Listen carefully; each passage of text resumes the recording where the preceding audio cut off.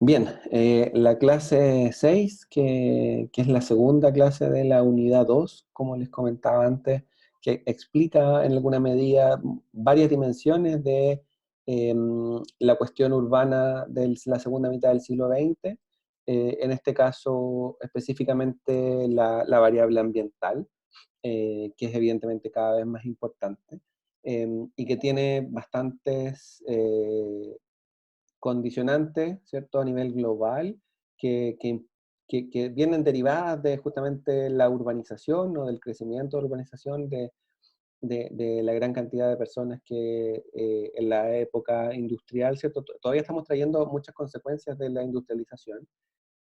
Muchas personas se van a vivir a las áreas urbanas y eso implica un impacto ambiental importante. Entonces, la segunda mitad del siglo XX, el contexto ustedes lo deberían conocer relativamente, ¿cierto? Ya desde la segunda mitad del siglo XIX, la contaminación en la ciudad era un tema importante, pero en el siglo XX ya llegó a nivel de crisis. Contaminación atmosférica, sobre todo en torno al crecimiento del parque automotriz, el crecimiento de las áreas destinadas a residuos, ¿cierto? Si entre más personas viven en una ciudad, evidentemente más basura producen. La contaminación del agua en la ciudad, muchas ciudades que comenzaron teniendo una relación relativamente sinérgica, ¿cierto?, con las fuentes de agua de la ciudad, con los ríos, evidentemente todo lo que sabemos de la buena relación o de la necesidad de tener fuentes de agua limpia. En esta parte, con un crecimiento exponencial, se perdió esa relación con el agua. Muchas ciudades le dieron la espalda a sus ríos o a sus fuentes de agua, y eso terminó por una contaminación importante, y a eso le sumamos una contaminación visual y acústica creciendo. Simplemente tenemos una crisis ambiental urbana en este caso, porque además está la crisis ambiental global, eh, que termina siendo bastante potente, sobre todo desde 1950 en adelante, o sea, termina siendo muy presente. Y a eso le sumamos ya lo que está pasando en las últimas décadas. No es que esté pasando hace poco, sino que más bien hace poco se conceptualizó en términos más bien científicos, ¿cierto? Porque evidentemente es un proceso de más largo plazo. Eh, pero apenas en las últimas décadas somos conscientes del cambio climático, que implica evidentemente el calentamiento global, el aumento de la sequía, de las inundaciones, el aumento de un concepto que aparece aquí que se llama vulnerabilidad socioambiental, que es básicamente la posibilidad, o en alguna medida es como el aumento de las, o sea, si aumenta la vulnerabilidad es que aumentan las posibilidades de que nos afecte algún fenómeno ambiental. Y no se llama vulnerabilidad ambiental porque no hay, o en verdad sí hay, pero en estricto rigor una inundación propiamente tal no afecta a la naturaleza, no, afecta principalmente a la sociedad, ¿cierto? Si hay una subida de un río, la naturaleza sigue comportándose relativamente igual, no es un desastre natural. El concepto de desastre natural empieza a dejarse atrás porque no existen los desastres naturales, los desastres son para la sociedad, entonces los desastres son socioambientales o socionaturales. Em, y eso ya en las últimas décadas empieza incluso a generar nuevos tipos de desplazamiento, así como la migración campo-ciudad era la principal característica de la primera parte del siglo XX.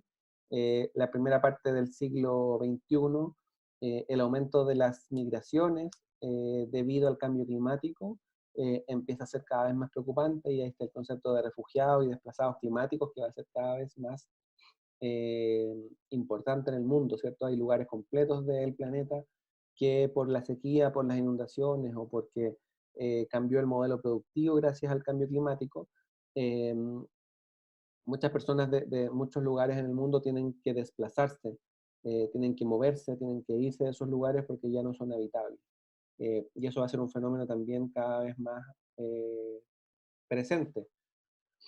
Esta es como lo que es una respuesta de nivel global al problema, y por eso decía que es apenas de las últimas décadas la preocupación radical, o la preocupación de nivel mundial. En 1987 apenas, estamos hablando de que esto ya venía arrastrándose hace, por lo menos desde 1950 en adelante, 40 años después de eso, recién aparece el primer informe de la ONU que habla de cambio climático, y de crisis ambiental que se llama el informe Brundtland. Me imagino que lo conocen, quizás no como el informe Brundtland, pero es el informe donde aparece el concepto de sustentabilidad y donde aparece esta típica frase como la sustentabilidad es la posibilidad de que nosotros como generación entreguemos un planeta eh, suficientemente bueno para la siguiente generación, ¿cierto? Esa idea de justicia intergeneracional de nivel ambiental, ¿cierto? Un desarrollo sustentable es uno que se preocupa de entregarle a las siguientes generaciones la posibilidad de seguir viviendo en condiciones, en buenas condiciones en este planeta, ¿cierto? Además aparece justamente esta idea de desarrollo sustentable que tiene tres ámbitos, cuando antes lo ambiental era como separado, ¿cierto? Como un tema propiamente tal, aparte. Este informe de la ONU de 1987 dice, bueno, la sustentabilidad va a ser, tiene que ver con lo social, tiene que ver con lo ambiental, lo ecológico y tiene que ver con lo económico. Si no cambiamos estas tres esferas, no estamos yendo hacia la sustentabilidad. Entonces, estos conceptos son absolutamente nuevos, apenas tienen 33 años, y son cada vez, bueno, lo van a escuchar millones de veces en millones de partes porque en verdad este informe funda de alguna manera la preocupación de nivel mundial sobre el tema ambiental. Em, y plantea básicamente que se requiere llevar a cabo dos tipos de restricciones, las ecológicas, que tienen que ver con justamente no, explotar no sobreexplotar el planeta, y también unas restricciones de tipo moral, que tienen que ver justamente con esta idea de que el nivel de consumismo al que ha llegado la sociedad, y ahí como que le coloca juicio de valor, por eso es moral, ¿cierto? Dice, el consumismo y todo lo que estamos generando como sociedad no es bueno, por eso es moral, porque habla de lo que es bueno y lo que es malo. Cuestión que hasta ese momento no había ningún cuestionamiento, sobre todo esta para mí, a pesar de que evidentemente no lo dice el informe de la ONU, es una crítica al modelo capitalista. Sí, este informe dice que para sobrevivir en este planeta tenemos que renunciar a los niveles de consumo que tenemos actualmente, evidentemente es una crítica al capitalismo. Em, y que aparece desde una organización internacional que agrupa a muchos países y todo. Esto no había aparecido, o sea, nadie había criticado, bueno, sí, evidentemente los marxistas, pero nadie como de este nivel, como la ONU, había criticado de esta manera al modelo de desarrollo, y por eso sigue siendo muy importante.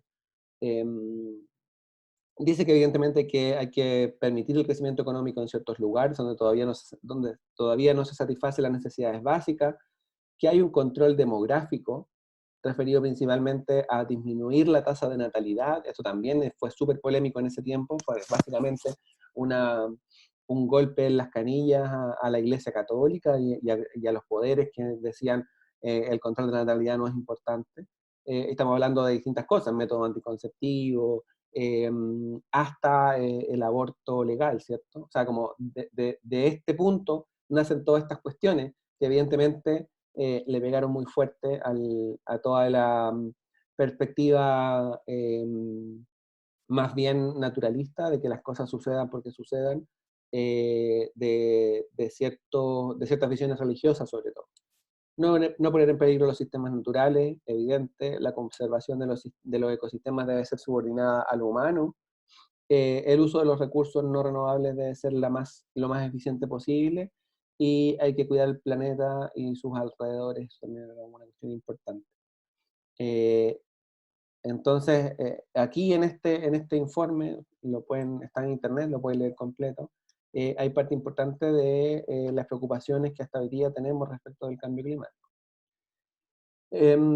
Y desde ahí nace también, de alguna manera, a pesar de que habían algunos intentos anteriores, pero desde este informe empieza a permear a las distintas ciencias, entre ellas los estudios urbanos, y desde ese punto en adelante, desde los 80 en adelante, empieza a haber mucha investigación sobre naturaleza y ciudad, y se habla de tres temas que marcan la emergencia del problema medioambiental urbano, en este caso específicamente urbano, ¿cierto?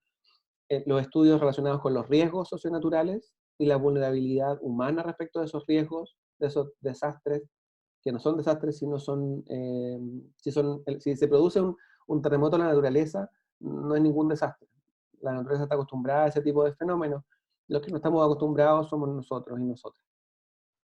La eficiencia energética en la ciudad y la arquitectura también es un tema súper importante, y el impacto del crecimiento urbano en la biodiversidad, ¿cierto? Desde estos años en adelante, muchos países y muchos modelos de desarrollo expansivos, es decir, que no cuestionaban el crecimiento de la ciudad, empiezan a poner ojo, porque uno de los argumentos en contra del crecimiento infinito de la ciudad es que justamente al crecer infinitamente se va comiendo espacios naturales y va matando la biodiversidad. Hasta ese momento era poco cuestionado el crecimiento infinito. Y en ese mismo aspecto o en ese mismo contexto surge un poco la idea de ecología política, que es una manera o es una parte como de las ciencias ecológicas, que justamente habla de los equilibrios de poder dentro de las decisiones que se toman de nivel ecológico. Em, y eso tiene su correlato, ¿cierto? Su implicancia en la ecología política urbana, que tiene sus propias ideas, que hay algunas aparecen.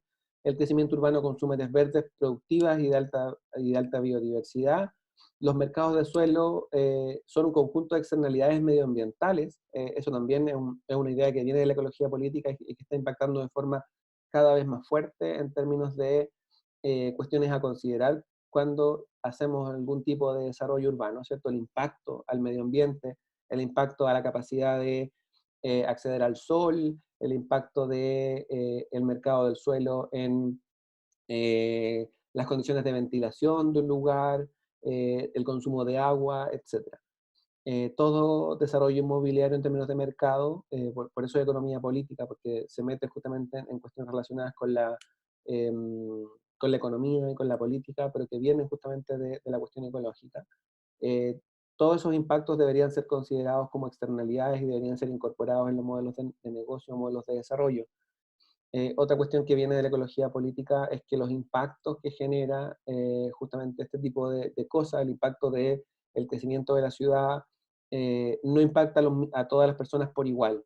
Y eso en Santiago, en Chile en general, este tipo de cosas son muy, muy importantes porque finalmente se generan zonas de sacrificio donde vive gente y donde están concentrados todos los impactos ambientales del desarrollo urbano. Estamos hablando de comunas como Tiltil, por ejemplo, que tiene 3 rellenos sanitarios. La mayoría de la basura de toda la región metropolitana va a parar a una sola comuna.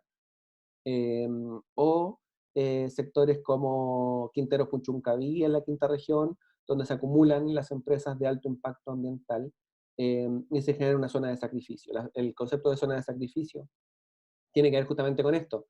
Hay impactos que no son para todos igual. ¿Cuántos rellenos sanitarios hay en Vitacura y en Las Condes? Ninguno, y seguramente no va a haber ninguno en mucho tiempo. Eh, el medio ambiente no puede ejercer agencia, es decir, no puede influir, el medio ambiente como no tiene capacidad de influir en la política. En ese sentido, no tiene la posibilidad que sí se le entrega a los mercados, a los agentes de mercado, ¿cierto?, de autoprotegerse. Es decir, esta es una idea que también critica muy fuerte al modelo capitalista, que dice, no, bueno, todo se va a regular por oferta y por demanda, pero resulta que el medio ambiente no es un agente de mercado, no puede regularse, entonces no puede, o sea, no puede protegerse, y por lo tanto no puede autorregularse. Es ridículo pensar de que el medio ambiente puede ejercer algún tipo de papel en lo único que le importa al capitalismo o a la economía capitalista, que es el equilibrio entre oferta y demanda. Entonces, evidentemente, el modelo capitalista no funciona o no podría funcionar porque genera impactos a un agente o a un actor que no tiene capacidad de incidencia, que es la naturaleza. Y por lo tanto, el capitalismo no es sustentable. En ese sentido, también el cambio climático tiene una correlación directa con los niveles de urbanización y por eso debería ser una preocupación cada vez más urgente. Y esto, cuando hablamos de urbanización, no hablamos solamente de crecimiento de la ciudad, también hablamos de cuando la ciudad se densifica, también genera impacto en el cambio climático, se concentran las emisiones de ciertos gases, se aumenta el consumo de agua, etcétera. Todas estas cuestiones aparecen como una cuestión importante a considerar cuando empieza a irrumpir fuerte en la agenda de los estudios urbanos en la ecología política.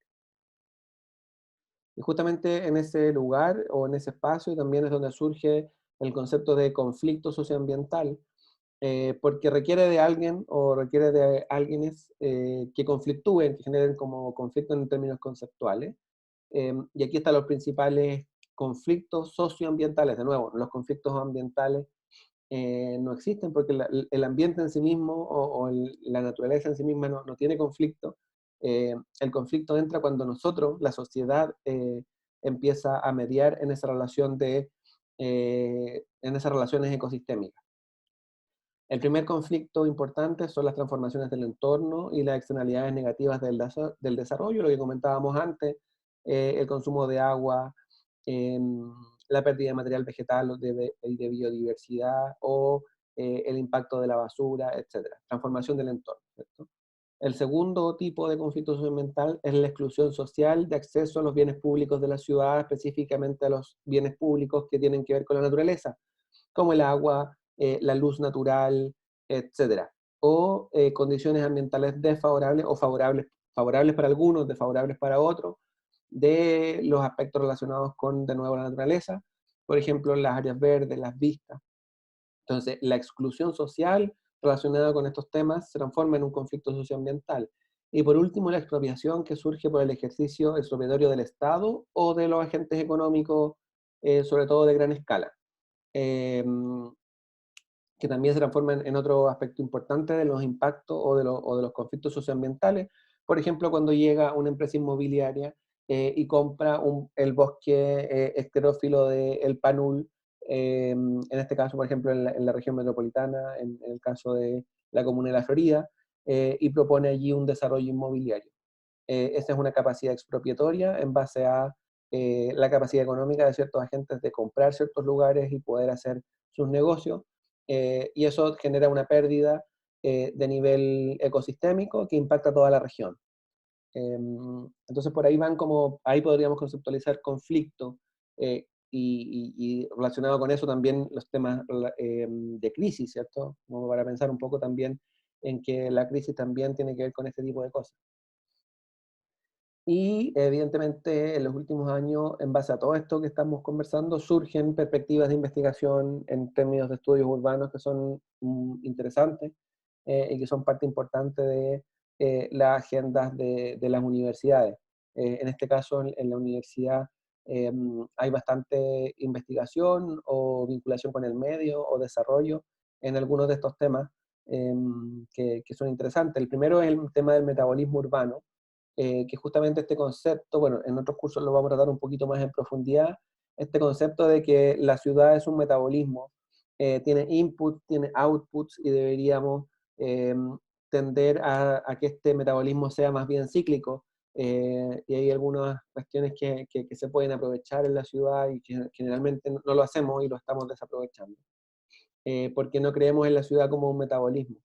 Em, el segundo de estas perspectivas de investigación es la neoliberalización del medio ambiente urbano, lo que habíamos hablado antes, ¿cierto? Entender a la naturaleza y a la biodiversidad y al medio ambiente como un commodity económico que se puede transar, eh, que se puede vender, que se puede comprar. Otra perspectiva de investigación importante son los movimientos urbanos, los movimientos sociales urbanos asociados a temas ecológicos. El movimiento los movimientos por el agua, el movimiento antirrepresa, el movimiento por las áreas verdes, y eso en distintos niveles, ¿cierto? Desde fundaciones, ONG, movimientos sociales propiamente tal, algunos con niveles de incidencia en la agenda política bastante potentes. El movimiento social asociado a los temas ecológicos son cada vez más importantes en las áreas urbanas. Y también imaginarios y discursos urbanos ambientales, que también son un tema interesante a trabajar, ¿cierto? Son como las últimas cuestiones relacionadas incluso con lo que hemos estado discutiendo en este curso anteriormente, que tiene que ver con justamente esos imaginarios o esas utopías urbanoambientales, que son parte importante de lo que se está desarrollando a nivel incluso, bueno, académico de todas maneras, ¿cierto? Mucha gente pensando en cómo deberían ser las ciudades amigables con el medio ambiente, pero también a nivel profesional.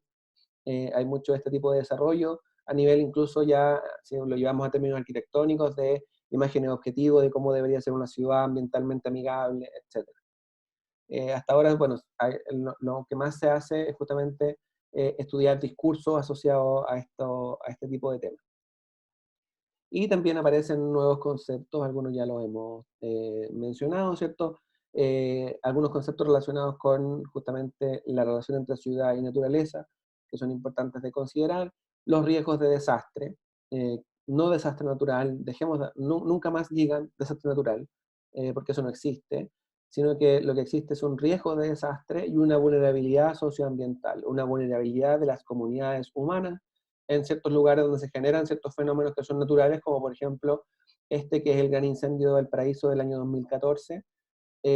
Incluso los incendios son fenómenos naturales, a pesar de que este incendio propiamente tal que estamos mostrando en la imagen todavía se investiga, ya perdí la pista un poco de ese caso, pero se investiga de que puede haber sido intencional, pero en general incluso los incendios son fenómenos naturales que permiten cierto tipo de regeneración de la naturaleza. Se generan incendios en la naturaleza sin ningún problema, y no son un desastre natural, es un desastre porque hay lugares de la sociedad que son vulnerables a este tipo de condiciones naturales. Otro concepto importante que aparece es el de resiliencia, que también tiene gente que está a favor y gente que está en contra. Yo en lo particular no estoy tan a favor de este concepto, pero aparece fuerte y seguramente lo estarán escuchando permanentemente en políticas públicas, en discursos, en investigaciones. La resiliencia es básicamente la posibilidad que tiene una sociedad o de cierto grupo de, después de enfrentar un desastre socionatural, de volver a levantarse, por así decirlo.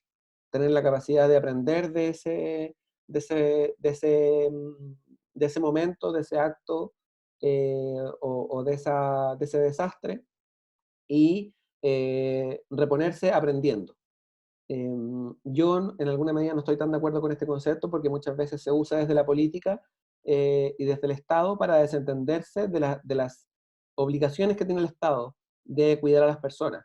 Entonces básicamente se le entrega la responsabilidad a las mismas personas cuando hay condiciones estructurales que generen, por ejemplo, que las personas eh, vivan en quebradas y asuman ese riesgo de vivir en una quebrada, es básicamente porque el Estado no les entrega un derecho a la vivienda adecuada. Entonces dicen, no, pero si esta comunidad es resiliente, entonces, o tiene que ser resiliente, y es como, eh, desde mi punto de vista, por lo menos, hay responsabilidades previas del Estado que generaron que esas comunidades estén obligadas a ser resilientes, y se les dice desde la política pública, no, ustedes son inteligentes, tienen que reponerse y aprender de esto, y es como, hay condiciones estructurales que dificultan ese tipo de cosas, no es que la gente quiere vivir en quebradas porque quiere ser vulnerable a los riesgos, sino que viven quebradas porque no tienen un acceso a la vivienda adecuado. Y otros conceptos que parecen justamente relacionados con esto son la reconstrucción sustentable, que mezcla un poquito esta perspectiva de sustentabilidad, ¿cierto?, con los procesos de reconstrucción post-desastre. Y bueno, le puse como bonus track ahí, es una última modificación que hice este año, porque evidentemente la cuestión de la epidemia, o la cuestión del COVID en este caso, pero otras epidemias que pueden haber, también debería aparecer, y yo creo que va a aparecer de forma fuerte, en los estudios urbanos relacionados con la naturaleza y lo medioambiental, porque finalmente también tiene que ver con eso. Y de hecho el ministerio hace pocas semanas adjudicó un montón de plata para investigación relacionada con ciudad y epidemia. Bueno, dio plata para mucha investigación relacionada con el COVID, pero también mucho destinado justamente a cómo deberían reconstruirse las ciudades post efecto del coronavirus, de cómo deberían ser las ciudades del futuro pensando en esta nueva condición. Eso es lo que les quería presentar hoy, más que nada una apertura al tema del fenómeno del conflicto socioambiental en la ciudad contemporánea, y damos un pequeño espacio para preguntas y dudas respecto al tema, comentarios. lo que ustedes quieran, doy la palabra.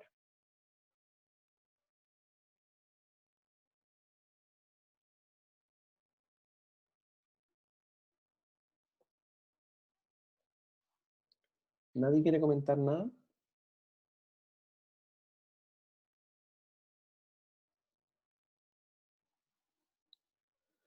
Bien, entonces vamos a terminar Yo, la profe, sesión. ¿Sí?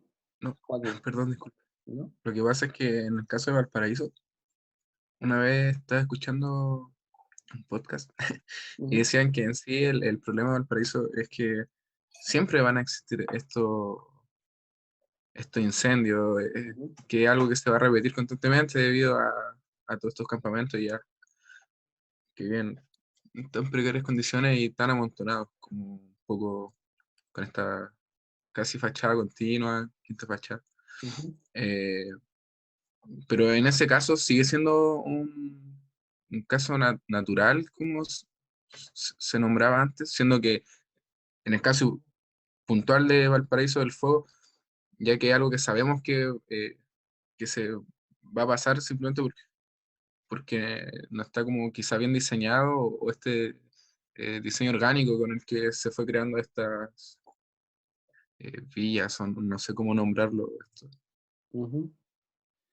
O sea, justamente lo que estoy diciendo es que no es un problema, o sea, no es un desastre natural, no existen los desastres naturales.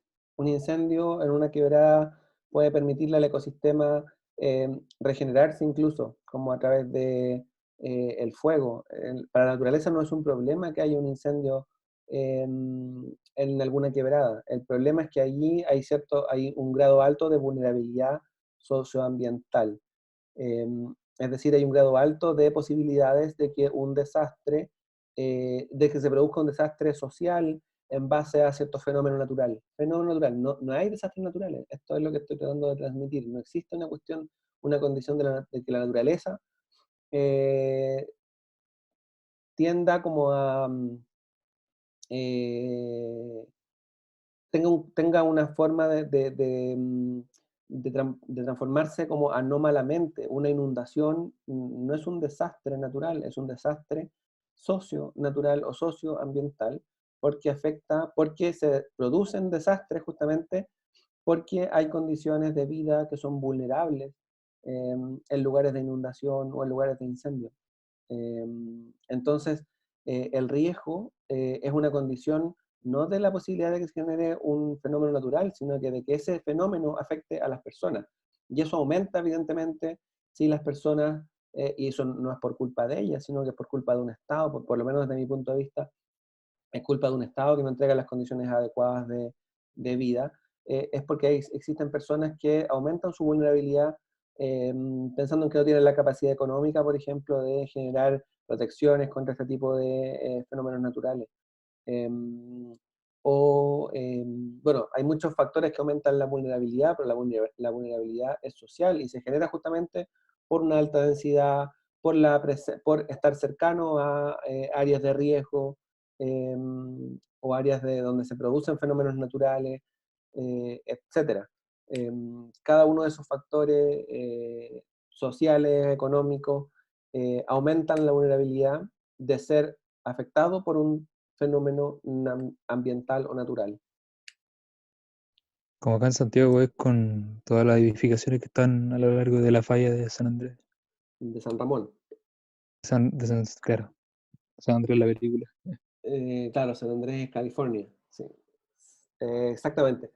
Eh, exacto. O sea, el crecimiento de la ciudad, principalmente afectado o determinado por factores económicos, ha impactado o ha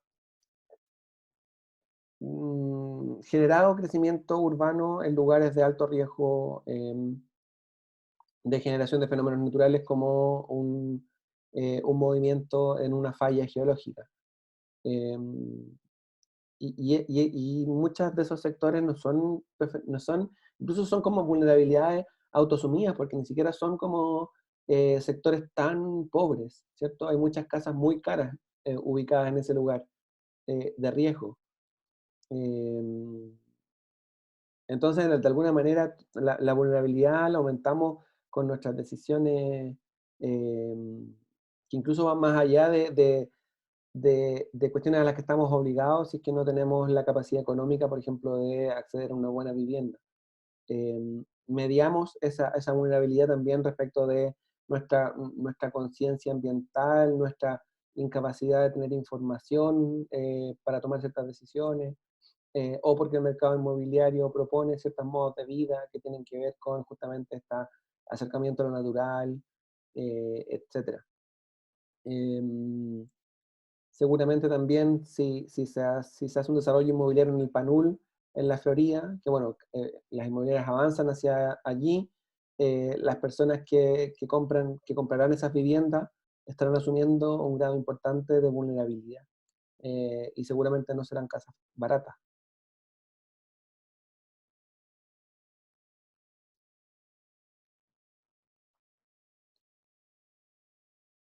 ¿Más comentarios?